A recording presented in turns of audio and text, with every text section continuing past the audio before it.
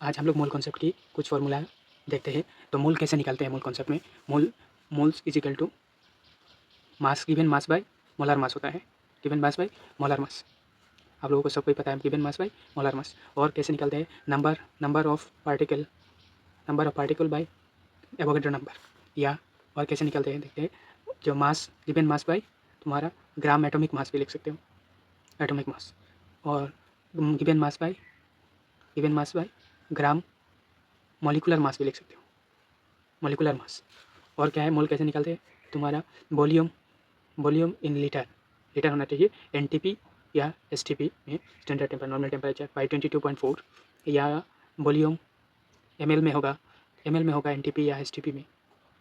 तो 222400 होगा divide into 1000 हो जाएगा। या पीबी बाई आरटी होगा, pressure volume universal gas constant या टेम्परेचर। और कैसे निकालते हैं मोल को, मोलरिटी, ये सब इसके साथ रिलेशन है। सिर्फ मोल कैसे निकालते हैं ये दिखा रहा हूँ। तो आप लोग ऐसे कैलकुलेट मत करना है ये gram atomic mass into mass, ऐसे नहीं। सिर्फ मोल को मैं इधर दिखा रहा हूँ कैसे किस तरह का आप लोग कैसे कैलकुलेट कर सकते हैं। तो डायरेक्ट ऐसे याद आप लोग ऐसे कैलकुलेट मत करना कैसे, क्योंकि दिक्कत हो जाएगा। ऐसे नहीं होता है। सिर्फ मोल को कैलकुलेट ऐसे करते हैं, मैंने बोला यह सिर्फ इस तरह का लिखना चाहिए आप लोग। तो मास और पी बाई आर टी। और क्या लिख सकते हैं मोलरिटी इंटू वॉल्यूम भी लिख सकते हैं। मोलरिटी इंटू वॉल्यूम जो लीटर में होना चाहिए, मोलरिटी इंटू वॉल्यूम। और कैसे लिखेंगे आप लोग मोल को किस तरह लिख सकते हैं। और एन फैक्टर आप लोगों को पता है कि नहीं, एन फैक्टर से भी हम लोग निकाल सकते हैं मोलर मास जो मोलर। और एक फार्मूला क्या है normality is equal to N factor into molarity होगा।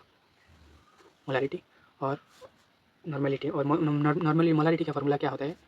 नॉर्मेलिटी का फार्मूला क्या होगा, given moles of solute by molarity, moles of solute by volume of solution in litre. और नॉर्मेलिटी का क्या होगा, नॉर्मेलिटी में जो तुम्हारा और एक मोलरिटी और एक मोलिलिटी है, याद रखना। मोलिलिटी का कैसे होता है, मोलिलिटी होता है moles of solute by volume of solution, moles of solute by weight of solvent जो है केजी में होना चाहिए, weight of solvent. Ideal gasification तो सबको पता है, PV is equal to N R T. PV से एन क्या है, given mass by molar mass होगा ना, तो P by N R T. तो हम लोग इसमें W given mass by molar mass into R T. और इधर तो पीबी है, और साथ में इधर से डेंसिटी को क्या लिख सकते हैं हम लोग, डेंसिटी लिख सकते हैं पी एम बाई डेंसिटी का फॉर्मूला याद रखना। Density is equal to P M by R T होगा, density is equal to P M by R T. और आप लोग वाटर का डेंसिटी तो सबको ही पता है 1 ग्राम पर ml में होगा, तो 1 ग्राम पर ml होगा। और जैसे आप लोगों को परसेंटेज यील्ड निकालना है, तो परसेंटेज यील्ड एक्चुअल यील्ड जो होता है, actual yield by theoretical yield होगा।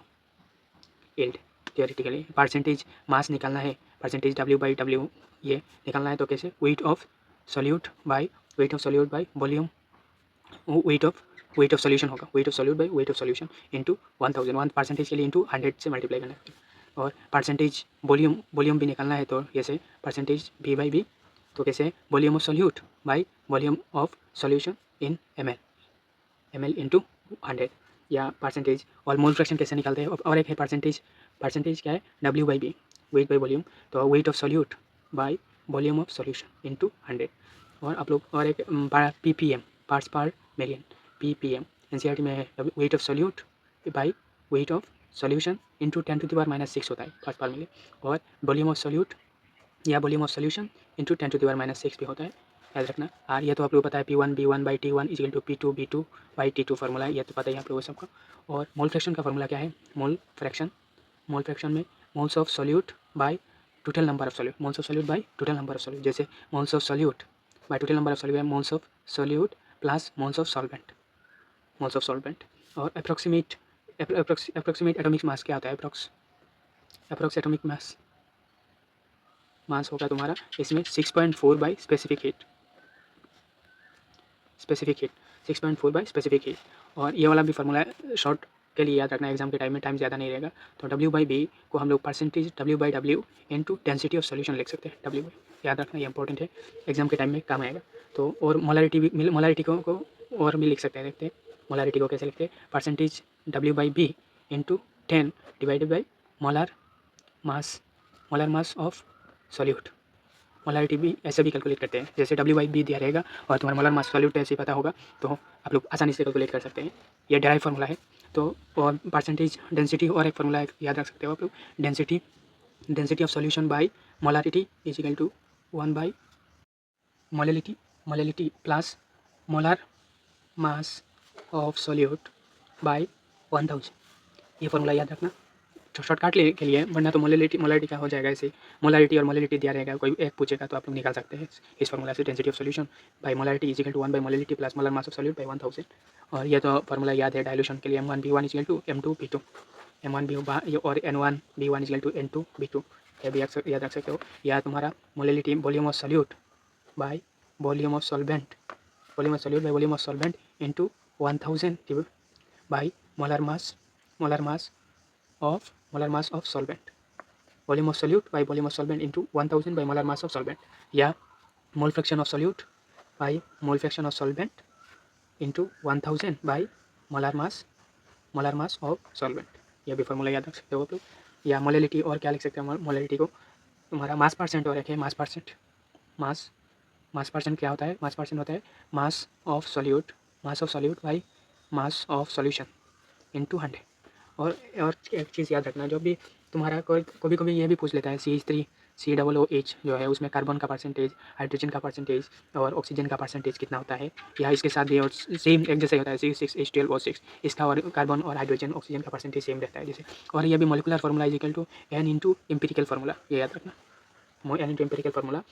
जैसे इसमें परसेंटेज कार्बन का 40% होगा, हाइड्रोजन का कितना होता है, हाइड्रोजन का 6.67, बाकी तो ऑक्सीजन का निकल जाएगा, 100 माइनस करेंगे तो 53.33। तो इसमें दोनों का परसेंटेज सेम रहता है, ध्यान रखना। और एक क्या है, मोलारिटी में जो मोलारिटी ऑफ सॉल्यूशन में टेम्परेचर के ऊपर डिपेंड करता है, क्योंकि बिकॉज रीजन क्या होगा, because volume of solution temperature dependent होता है, और मोलारिटी में वॉल्यूम नहीं है, तो वॉल्यूम नहीं है इसलिए क्या होगा, टेम्परेचर के ऊपर डिपेंड नहीं करेगा, क्योंकि mass remain unaffected by temperature, mass remain unaffected by temperature, ये याद रखना। और क्या है, और बाकी तो सब हो गया। और क्या लिमिटिंग रिएजेंट या करने के लिए क्या करना चाहिए, N by stoichiometric compound, lowest limiting reagent N by stoichiometric compound.